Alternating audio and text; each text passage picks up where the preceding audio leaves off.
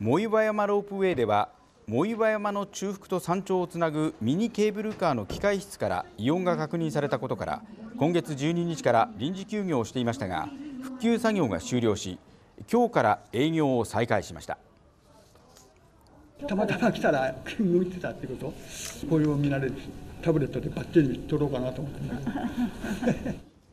異音の原因は機械室の装置内部に残っていた古い潤滑剤だったことが判明しています。藻岩山の紅葉の色づきは現在4分程度で、ようやくロープウェイからの秋の彩りを楽しめそうです。